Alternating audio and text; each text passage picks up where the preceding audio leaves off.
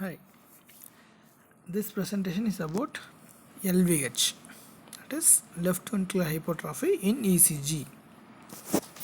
We have earlier seen the basics of ECG and atrial enlargement and right ventricular hypertrophy. This presentation will be focusing only on left ventricular hypertrophy identification in ECG. Before going into the topic proper, that is criteria proper, we'll have a look at the progression of R wave in the precord leads. As we move from V1 to V6, you can see that the QRS complex gradually increases and the S wave gradually decreases. In V5 and V6, you will be having a small Q wave, that is physiological Q wave. How to call this as physiological Q wave? The Q wave will be less than 1 millimeter in width and less than 1/3 of the subsequent R wave. Such a Q wave is called as physiological Q wave. When the width is more than 1 millimeter and the depth is more than 1/3 of the subsequent R wave, it is called as pathological Q wave. This physiological Q wave is mainly produced by the septal activation. We know that left ventricle will be like this, and this is the septum. Septal activation occurs from left to right. Hence, a lead placed in here, that is in the lateral side, that is V5 and V6, will show a negative wave because septum gets depolarized in an opposite direction. This is the physiology behind this Q wave in the lateral leads. So these Q waves, that is physiological Q waves in V5 V6, is due to septal depolarization. Okay, coming to the various criteria that are used to detect LVH. Various criteria used to detect LVH. The most common is the sum of S wave in V1, R wave in V6. If it exceeds more than 35 millimeter, it indicates the patient is having LVH. This is the most common one. That is, add S wave in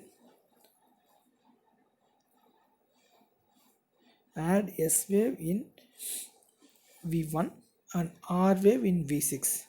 A sum of these two, if it is more than 35, it indicates the patient is having LVH. This is called as a Sokolov line index, which we will see later. The other criteria are, one of the criteria states that the R wave in the lateral leads if it is more than 30 millimeter, and S wave in the V1 and V2 if it is more than 30 millimeter, it indicates LVH. One of the criteria also states that R wave in AVL if it is more than 11 millimeter, it indicates LVH. Tall R or deep S wave in any of the limb leads. Limb leads means lead 1, 2, 3, AVR, AVL, AVF. So within these limb leads, if that any of the R or any of the S is more than 20 millimeter, it is also one of the criteria to detect LVH.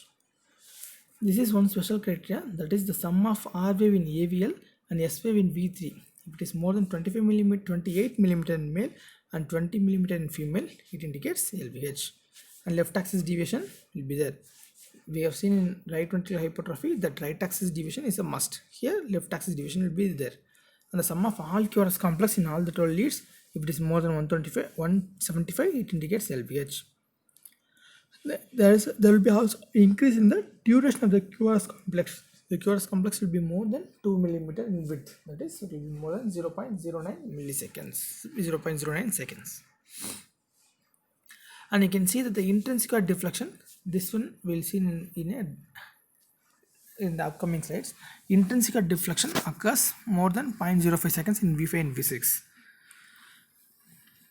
and there will be associated left atrial enlargement and asymmetric T wave inversions. This is the Sokolov line index, the most commonly used index.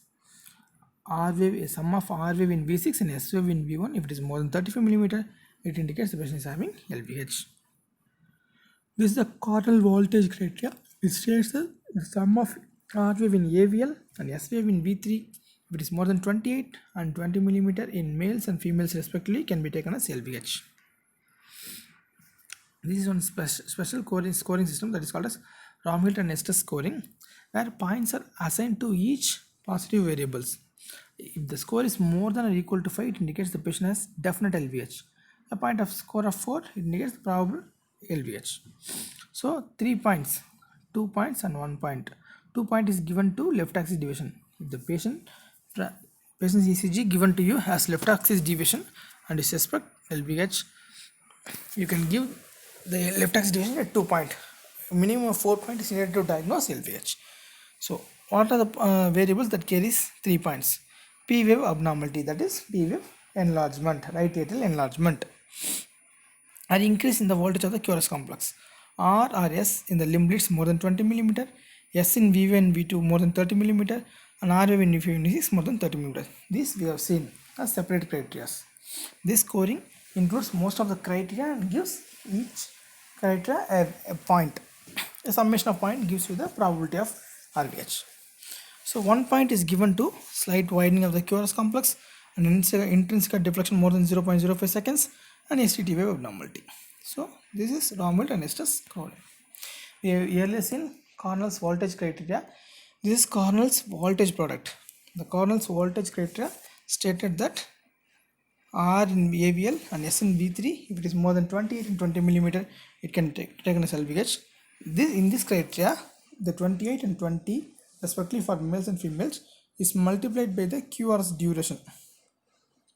If the value is more than 2440 milliseconds, it is taken as LVH. So LVH can be present, but the ECG will not show increased voltages. Such conditions are seen in pericardial effusion, pleural effusion, emphysema, obesity, large breasts, and biventral hypertrophy, amyloid, etc.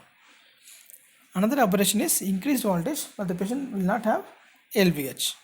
Is seen in mastectomy and thin individuals. One of them we saw intrinsic deflections. Suppose consider this as the myocardium and you place the lead here.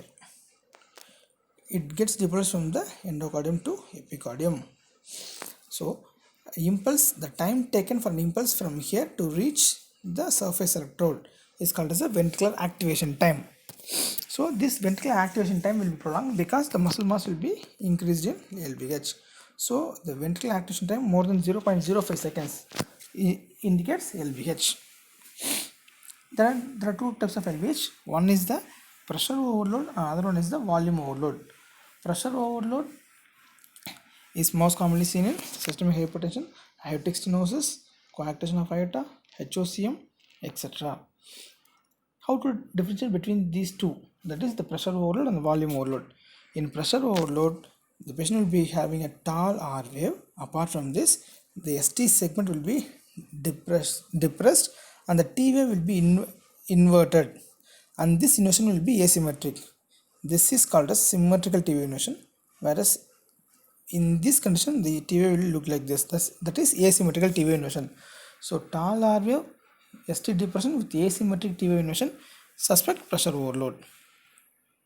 Volume overload is seen in regurgitated lesion and anemia, etc. AR, MR, VSD, anemia, etc. This is rated on EC by tall R wave and the patient will be having a septal Q wave. Remember, the septal Q wave is not seen in pressure overload, whereas it will be seen in volume overload. Remember it as V and V. Think this Q wave as V. So volume overload, patient will be having a Q wave. Apart from this, the ST segment will be normal and T wave will not be inverted. So the main difference between pressure overload and volume overload is, in pressure overload, the patient will have absence of septal Q wave, tall R wave, ST depression and asymmetrical T wave inversion. Whereas in volume overload, the patient will be having septal Q wave, tall R wave and STT will be normal. Thank you.